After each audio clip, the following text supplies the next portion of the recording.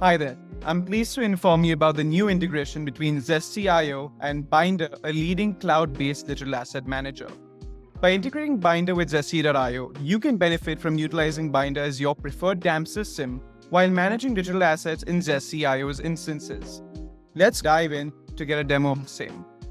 I'm in the Bynder tab in the Settings app, and the first step I need to take is I need to connect to Bynder. So I'm going to click on the Connect to Bynder button, and I'm going to enter my portal domain, which is wavetrial.getbynder.com. I'll click on the Connect button. It's going to open a new tab, and it's going to ask me to log in. Now, when I log in, it's basically connecting me to my Bynder DAM.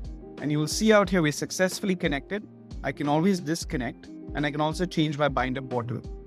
Now, what does this allow me to do? It allows me to insert images from my Bynder DAM into any media field in the Content app or into any WYSIWYG field.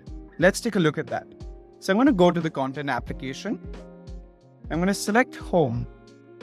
And you'll notice out here I have a media field. Inside of this media field, I want to add an image from Bynder. So I'll click on the Add from Bynder button. And I'll select this image out here.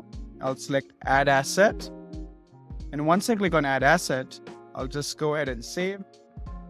And there we go. Your image is now from Bynder in Zesty. Okay. You can continue to add more images as well if you would like. You can add as many as you would want.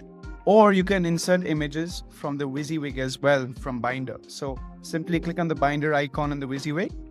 And let's say I want to insert this image as well as this image out here. I'll click on Add Assets. And you will now notice that we have both these Bynder images loaded into your WYSIWYG. So there you go. That's a preview of the Bynder integration. I hope you've learned how to use it. If you have any feedback, feel free to schedule a call with me using the link down in the description, or go ahead and fill out a feedback form, which we also have a link for in the description.